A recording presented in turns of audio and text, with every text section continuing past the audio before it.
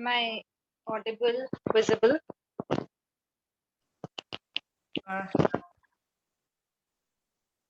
Can you hear me?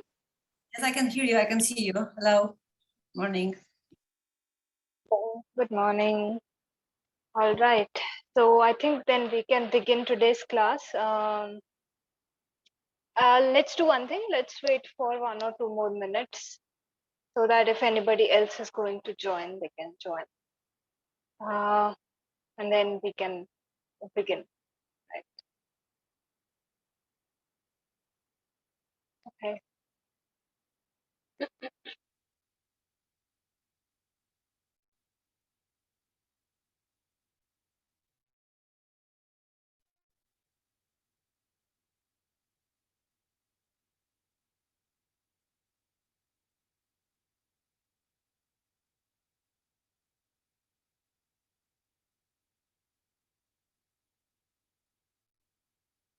I think we can begin. Right. Yeah.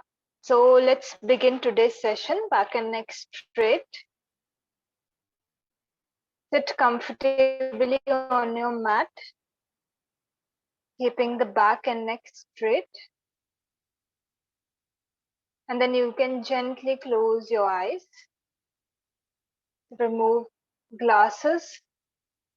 If you're wearing any glasses, just remove them. And gently close your eyes. Start observing your breath.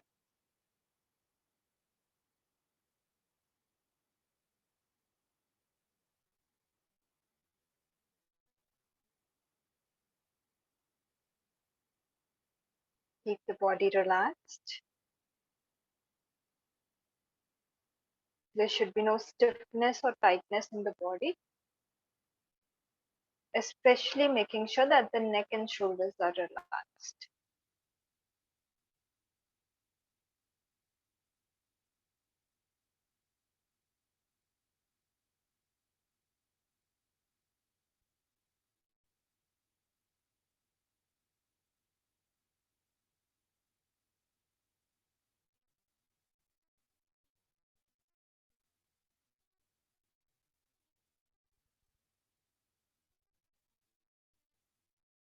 And focused on the breathing.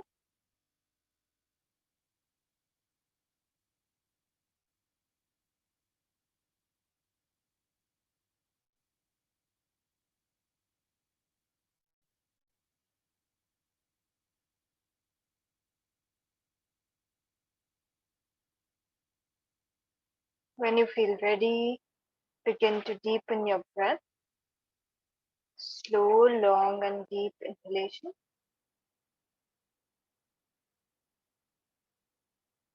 Slow, long, and deep exhalation.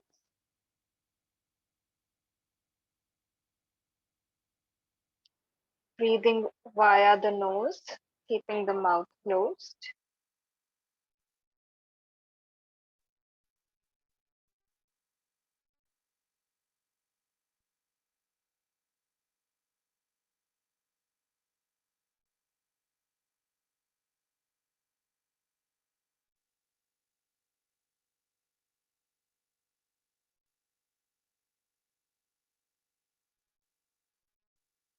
We'll be chanting Om one time, followed by the Shanti mantra. Inhale deeply for Om.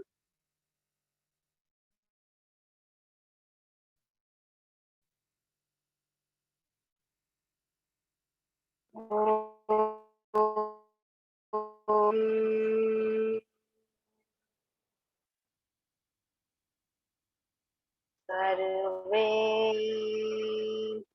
भवन्तु सुखिनः सर्वे सन्तु निरामयाः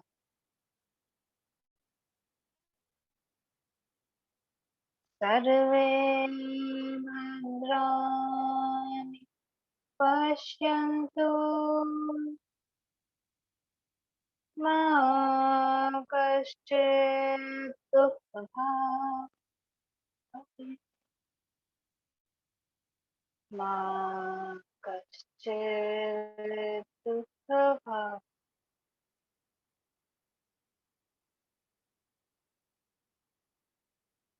ॐ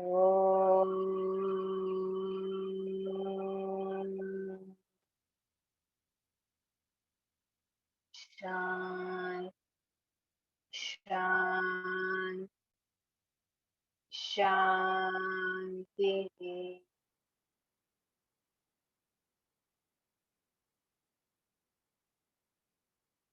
Relax, feel the vibration.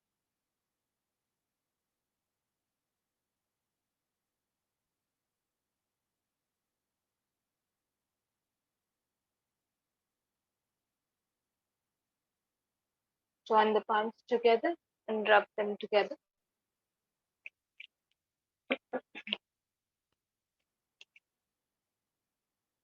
Place the palms over the eyes very slowly while blinking and looking at the palms. Open up the eyes, start coming back. Come back with a big smile. Namaste to everyone.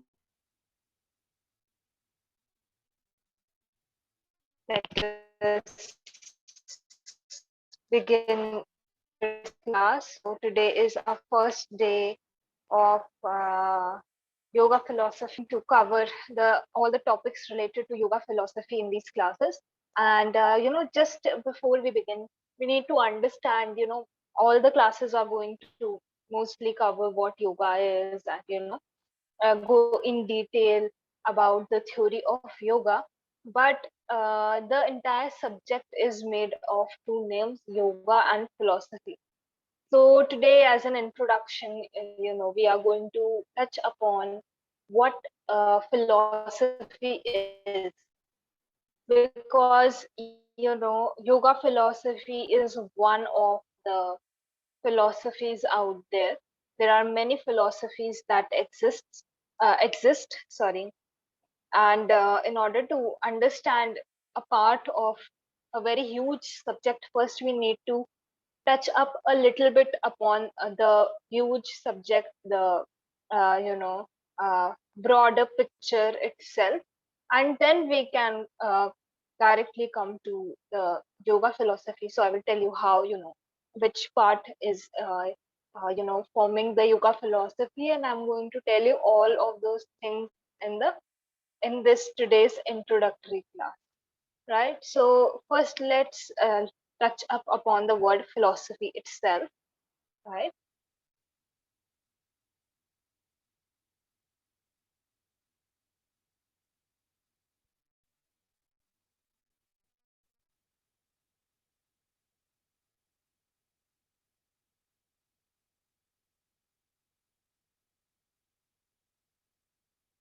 Right, the word philosophy is made out of two words.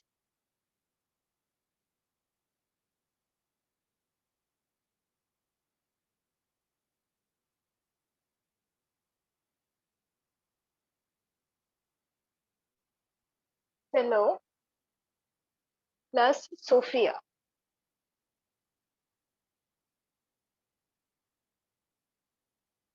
Yeah. So these two words, Philo and Sophia, they combine together. They form the word philosophy. And once we break down the word and understand the individual meaning of these words separately, we will understand what actually philosophy is. So philo uh, means love,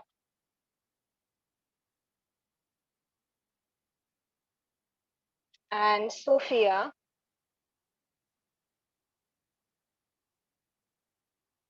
means wisdom,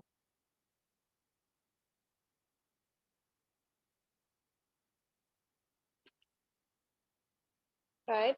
So philo, Philo, and Sophia, Sophia,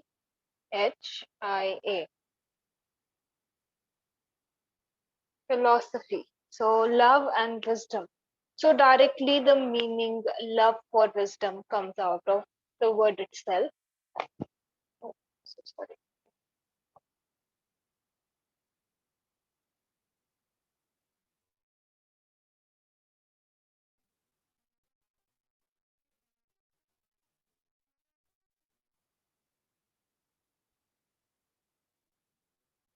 Love for wisdom, love for knowledge also, you can say. Knowledge, right? And this thing, it gives a very broad as well as narrow meaning of the word philosophy. If I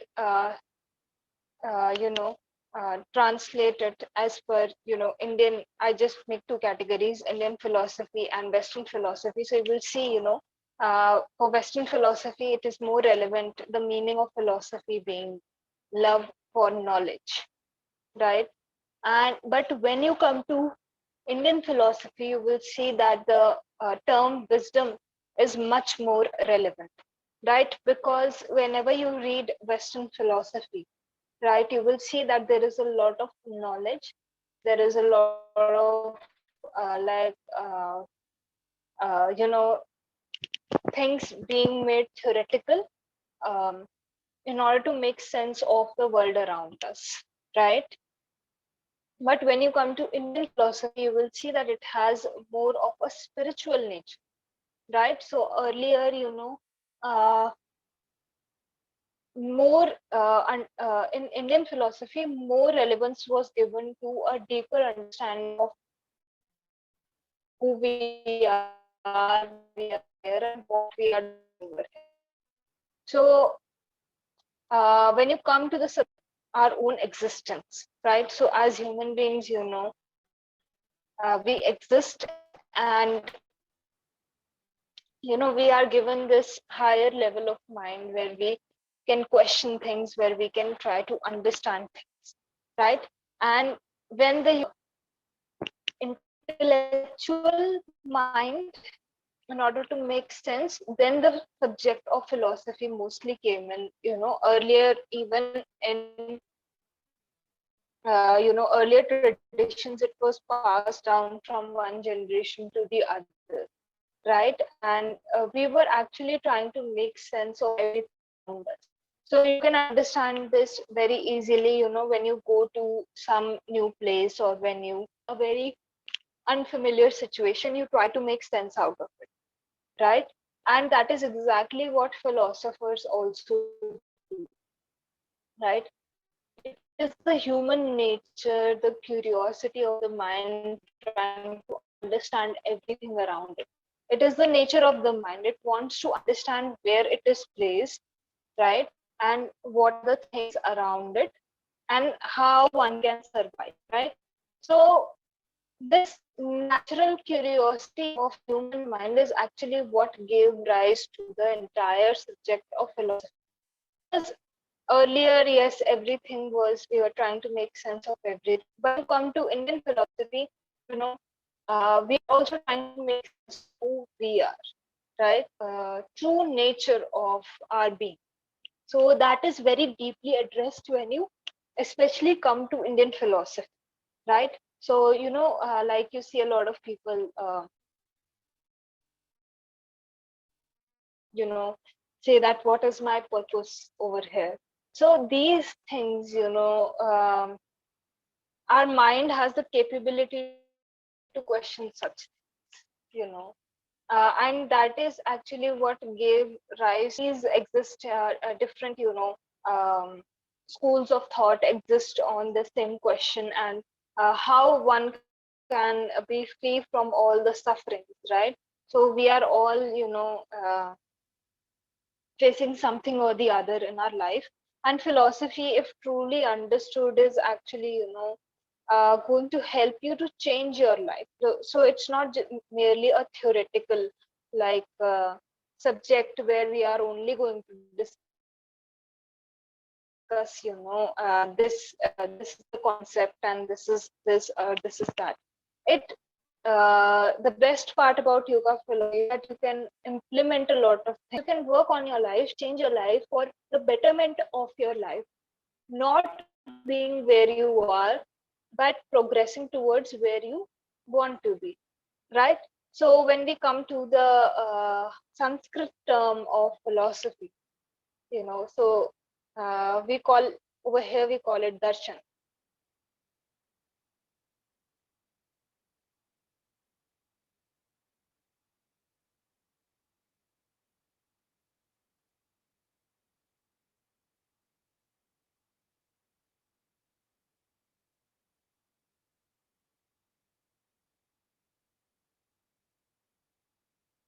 Darshan, darshan, and it is derived from the root word drishya. Drish, drish,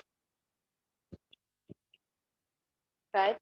So when we look at the Sanskrit term for philosophy, we come to the word darshan, and there is no literal translation of the word darshan when it comes to English, right? Um, when you try to translate a word from one language to the other, it loses some essence. It loses a part of its essence in that translation. So same thing happened when darshan was translated to philosophy, right? So now that when we talk of philosophy, we think of big books, people reading up a lot, all of these things. So hence the word darshan is more you know apt, or is a really wide scope of the same word, right? So darshan literally cannot be translated into English language. So let's try to understand the meaning of darshan itself, right? So darshan has been derived from the root word drishya, right? And this word means to see or to observe, right? So we want to see something or we want to observe something. So the entire first thing is the entire subject of yoga darshan is about trying to see something through the practices of yoga, right? So through the practices of yoga you are trying to see something, right? Now what are we trying to see, right? That is a very big question, right? So what are we trying to see? We're trying to see something which cannot be perceived through our naked eyes, at the wall in front of me or the bed in front of me, table in front of me, anything, right? So I'm able to see that thing and my sense is able to recognize that it is a table, and then comprehend that information properly. But when you come to darshan, you are trying to see something which cannot be seen through the eyes, an intuitive, direct experience of something which cannot be seen. And that is the beauty of the entire yoga philosophy, because even though there is a lot that we have up for discussion when it comes to yoga philosophy, it is actually diving. All right, wait. Is it a little better now? Can you hear me? Yes, I can hear you now. It's better. You were freezing anyway, so it's better without video, maybe. Hello. Oh.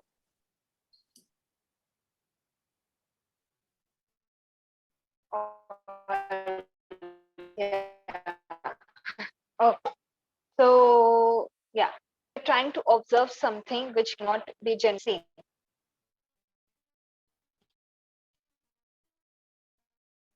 right? So it is something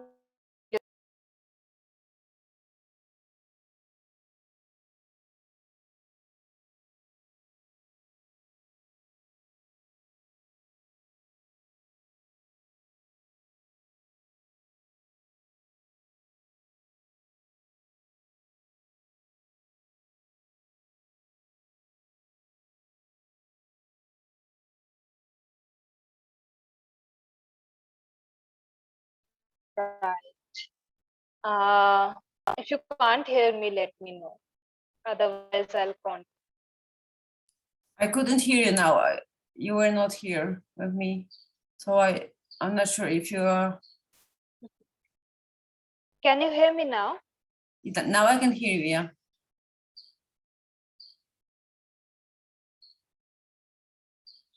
It's breaking or is it normal? Now it's okay. Yeah, now it's not breaking. Let's try now. Oh, yeah, I hope so. That there's all right. So we are trying to see something which cannot be seen through the eyes, and through the process of yoga, you know experience different uh, forms of your own existence. Like when you sit and meditate, you can actually observe the mind. You never thought, mind is something we cannot, thoughts are something we cannot see. But when it was actually an attempt to, observe another part of who you are, which is your mind. So when you sit and meditate, that is when you see how many thoughts you have, how your mind fluctuates, right? Talking to us throughout the day, right? Telling us something or the other thing, right? Our mind constantly works in some form or the other. We aren't in a position to observe it or see it. As soon as you sit for meditation, you are able to see, right? You are able to detach yourself a little bit, even if a little bit. You are able to do that and see that, okay, this is my mind, this is how I think, this is how my belief system is. So it is through that process that you are able to observe, it is creating that kind of space, right? And why we want to observe again,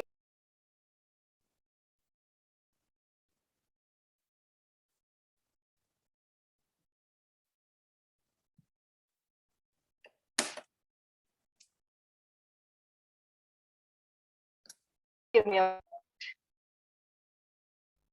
all right, just give me a,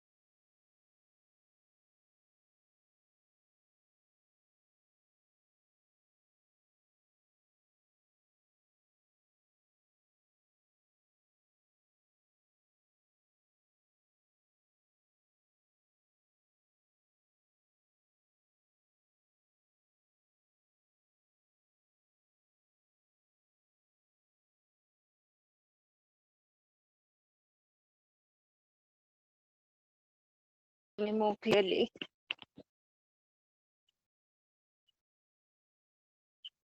Right. So we had discussed what we were trying to, observe, and why we are trying to observe. So one thing is the natural curiosity of the mind, right? We try to make sense of everything that is around us. And another very major reason for, especially Indian philosophy, was that it was seen that even if you can make sense of most of the things around you, there is still something you want to understand. There's still this void that you feel. There is still this, this urge of the human being to, feel deeply fulfilled and satisfied. And even if you make sense of everything around you, if you do not make sense of you know uh, everything within you, you will see that the external information that you acquire will do you not, like, it will do you good, but not much good, right? It won't facilitate the internal satisfaction that you are looking for, right? And this is where Indian philosophy very deeply dives into the subject of attaining freedom from all the sufferings and the true nature of the self, right? So Indian philosophy has been divided into two major schools, right?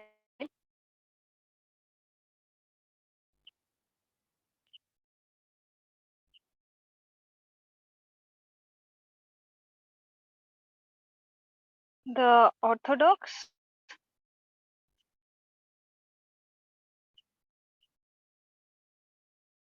and heterodox system.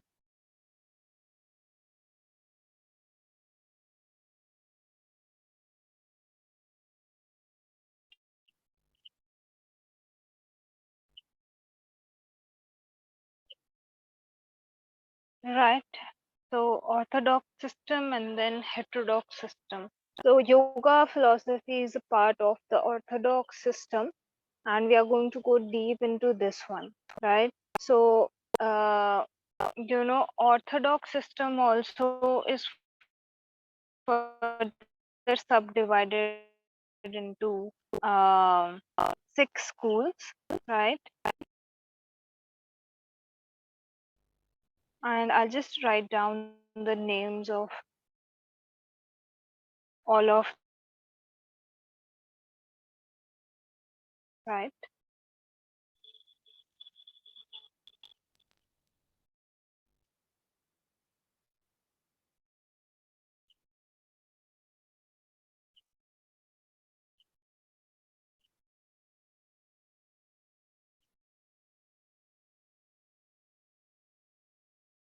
These are orthodox systems, right? So Nyaya and Vaisheshika. So Nyaya, Nyaya, and Vaisheshika,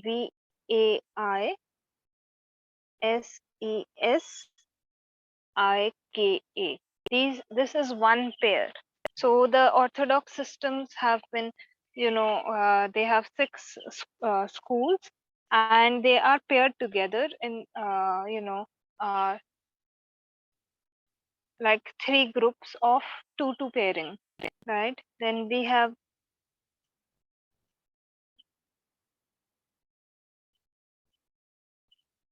Sankhya and Yoga.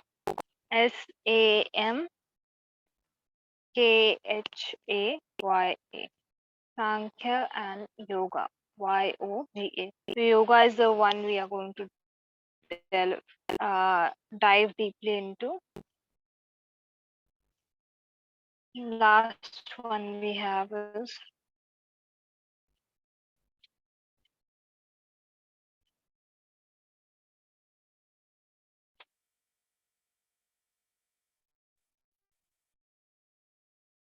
Purva Mimamsa and Vedanta. Purvamimamsa.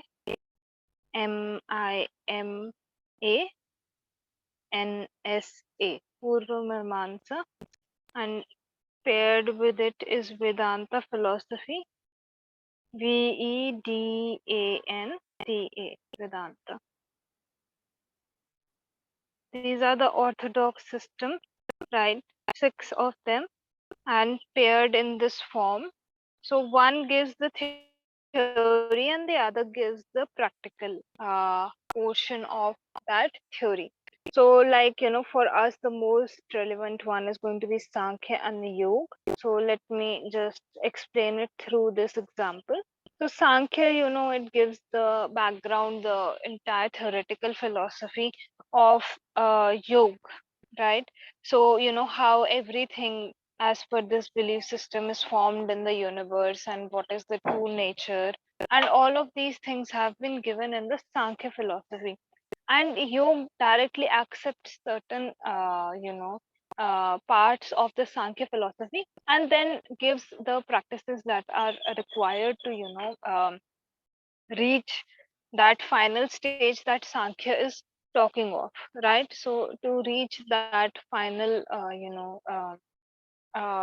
liberation, the final stage where you are free from all the suffering. So yoga, you will see mostly the process and the practices are given, right? And in Sankhya, mostly the theory, the breaking down of how everything around us is formed is mostly given over there, right? Then when we come to the heterodox schools, we have three schools in the heterodox system.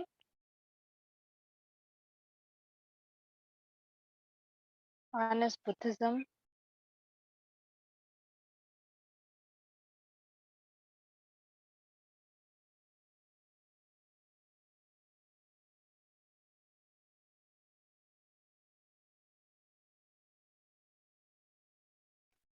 yeah. So Buddhism is Buddhism.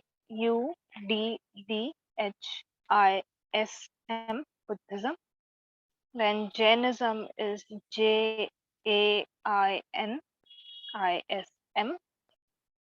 And last one that we have is Charvak, Charvake.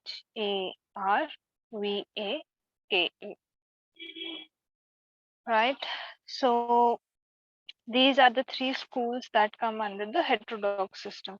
So now what is the difference between the orthodox system and the heterodox system? It's really important to understand this thing. Why there is a division, right? So when we come to the Indian school of philosophy, for us, the background text is the Vedas.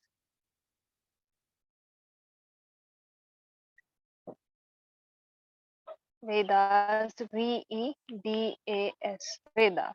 And these are one of the oldest written scriptures when it comes to our tradition and culture, right? And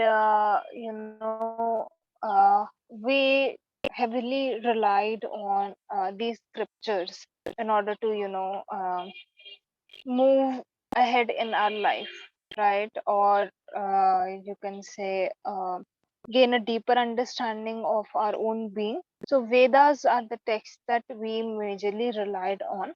And when the philosophy, the schools of philosophy were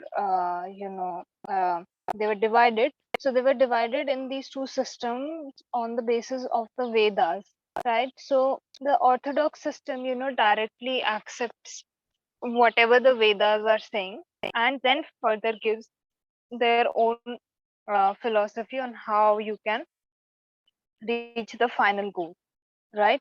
But the heterodox schools, they neither deny the Vedas, they nor accept the Vedas.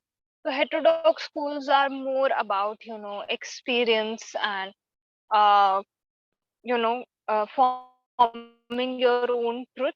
So heterodox schools are mostly that way. So for example, if we come to the Charvak philosophy, so we'll see that over there Maharishi Charvak, he only talked of having this life only, right? And he gave an entire discipline on how you can make the most of this life, right?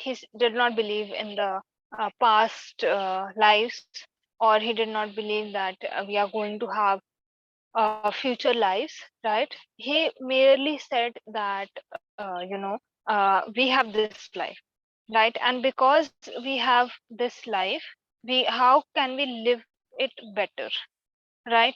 If you come to Buddhism, past lives have been talked of, but Buddhism also uh, believes that do not uh, accept something unless and until you experience that thing. Lord Buddha himself, he said that whatever you experience is your reality, and that is true for you and nothing else. No matter how big talk someone does or any experiences somebody shares, it's not true for you because you haven't experienced that thing, right? So he totally, his emphasis was totally on self experience and how you can, move ahead in your journey with your own experience. You can have checkpoints, you can have, various direction marks, I can say. But he said that whatever you experience, that is your reality, and that is how you need to move ahead in your own journey, right? So these schools, whatever the Vedas had talked of, they neither accept them nor reject them, right? So it doesn't mean that heterodox schools reject the philosophy, the things written in the Vedas, but they do not accept it, they do not deny it. So they are at a neutral standpoint, I can say, right? So these are the overall, this is the overall categorization of the Indian philosophy, right? And we are going to specifically study yoga.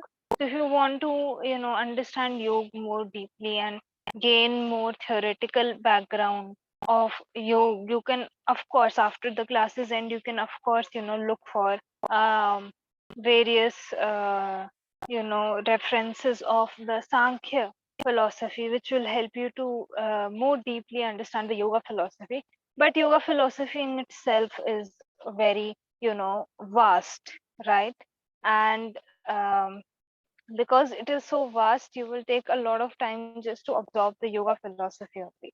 So, once you absorb, so yoga philosophy classes, even though we are going to have a lot of discussions on, various things, various schools of yoga, main thing is what you can take out of these classes and how you can implement these things in your day-to-day life. And in between classes, I will tell you a few tricks and hacks that you can, incorporate into your own life to, work on improving the quality of your life. But it is mostly about that thing only. This should be very clear that even though it is a theoretical class, it has a lot of implementation and, practicality to it, right? And from when we start the discussion further, uh, a lot of belief systems come in, right? So yoga philosophy classes are not about um, disrespecting any other uh, point of view, right?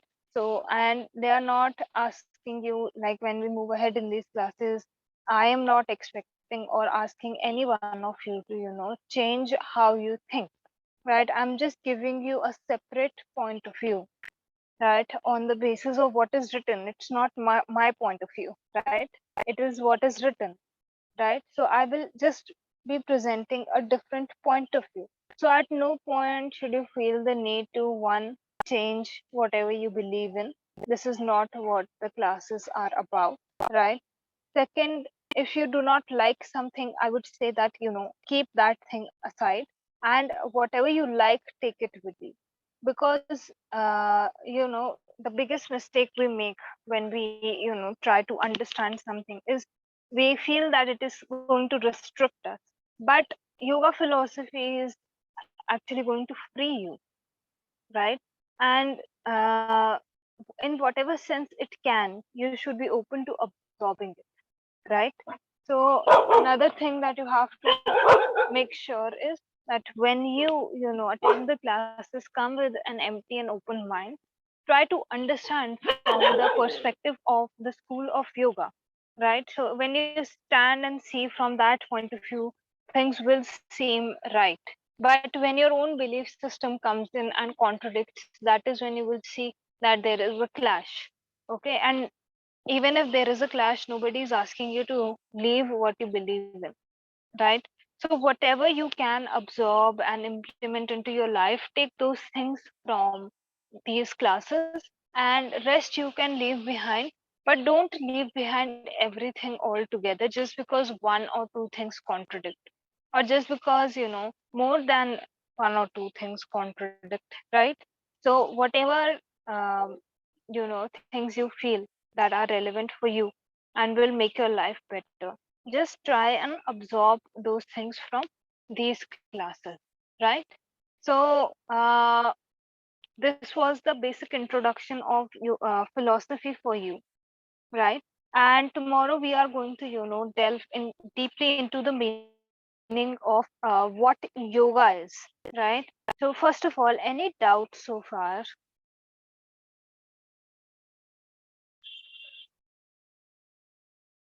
One question. So Orthodox system Okay. is about. Can you hear me? Yeah, I can hear you. Yeah, I have one question. So Orthodox system is about accepting the Vedas, yeah? Do I understand right? Orthodox system is completely accepting what is written in the Vedas. Okay, I got it. Okay, thank you. Yeah.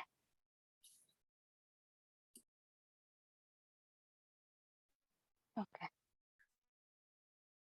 Dive in yoga, but just as an introduction for today, let's see what overall yoga means, right? So when we talk of yoga, generally people think of asanas, pranayama, right? These things, but yoga is something really, you know, it's much more than these things, because if you wanted to just control your breathing or move your body in a certain way, gain that flexibility or attain some posture, you wouldn't have enrolled for a yoga course, right? You would have enrolled for maybe some gym, some pilates class, right? So whenever we talk of yoga, there is a very holistic picture that comes into the mind. Whenever you say yoga to someone, they are going to have a very holistic point of view in their mind when it comes to the practice, right? And yoga is actually that holistic practice only, and you are over here because because you are searching for something holistic, right? So you can work on each and everything separately, but a system which has the entire, holistic form of development on each and every level, that thing is yoga, right? So when we talk of yoga, you would have heard, body, mind, and soul. So soul, I don't I wouldn't ask you to believe in it, right? But just understanding that when the term soul is being used, it's referring to a very deep part of our own self, right? So body and mind we can still experience and observe, but soul, there is a lot of contradiction of use when it comes to that. So just understanding that it is used as a something which is more deep than the body and the mind, two things that you can still observe. There is something deeper than that to us, right? Because we are not what we think, right? We are much more than that. We are emotional beings. It makes us human when we experience emotions, right? So we are much more than the mind and the body. So when we talk of yoga, very common thing that you would see is union of the body, the mind, the soul, right? On There is some unity, there is some harmony on some level, right? And it goes really deep. When you talk of yoga, the harmony that you experience goes in very deep. It's not just the contradiction that you see, the clash that is taking place in the mind. It goes, or when you perform some action, there is some contradiction with the mind. No, the contradiction which stems from something very deep within you, and then shows up on your mind, and then your actions reflect that thing. So you are trying to gain harmony, gain a sense of balance, right? And gain uniformity on a very deep level of who you are, and then it comes up and surfaces on the mind and the body level as well, right? So whenever you see somebody who has been practicing yoga for a very long period of time, we see a sense of harmony wash over their face. And it is only because they were able to deeply make that change within themselves. Otherwise, we keep uh, fighting our own selves on the mind level, and maybe mind is mind and body can still come in harmony. But what about, your deep, whatever you deeply desire or want, right? Or when you deeply feel that sense of void within you. What about that, right? So when we go into the practice of yoga, we are making an attempt to, see that on all levels, whatever establish a harmony between these two things, we will experience a much better life. These days, we think of something else and we act completely differently. So it creates a lot of, mental conflict. It creates a lot of,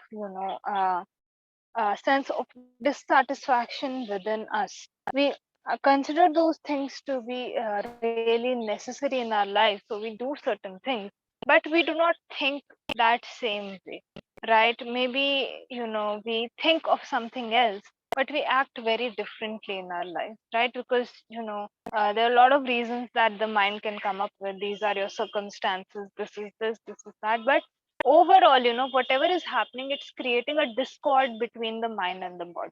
So just attaining that harmony between these two things, you will see, will drastically change your life. And when we talk of yoga, we are going much deeper, where, we are, there is a union that is taking place, right? When we talk of yoga, we generally hear the word union as well.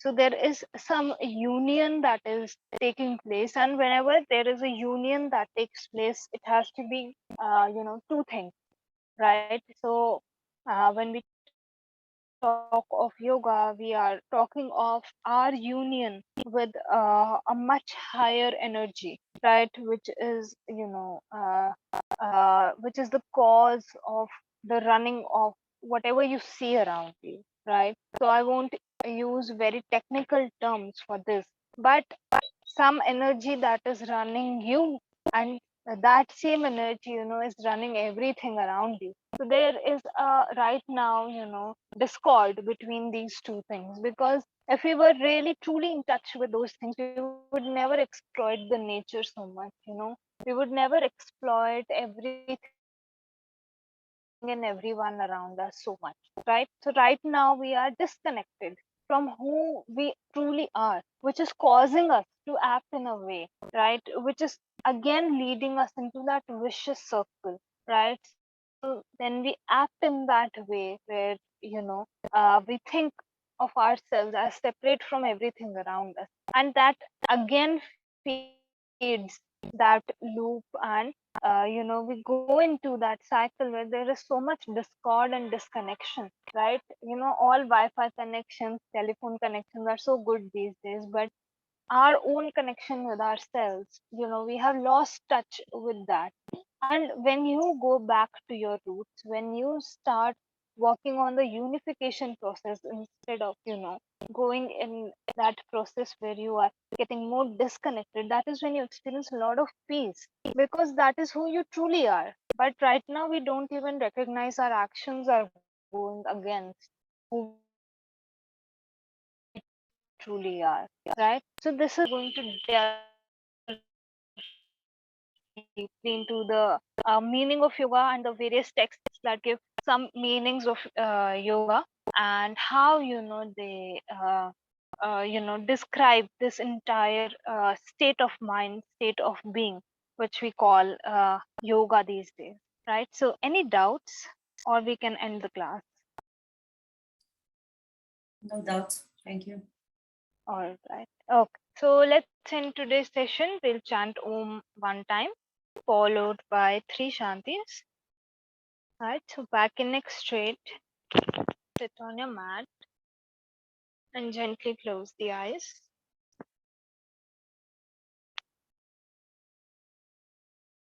Inhale deeply for Om.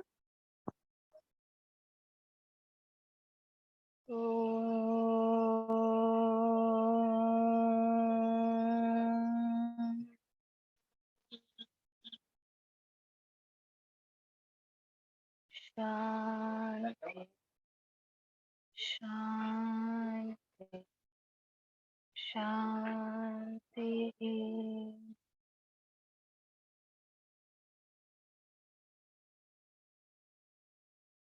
Join the palms together in front of the chest and just bow down.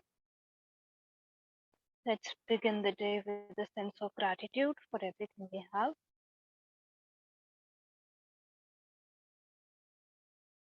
Put the palms together.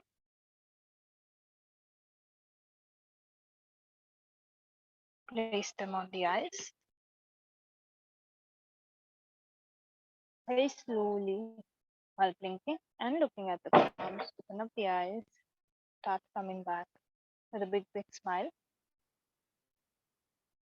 And namaste to everyone. I will see you all in the afternoon for your pranayam plus. Om Shanti. Namaste, Om Shanti. Bye bye.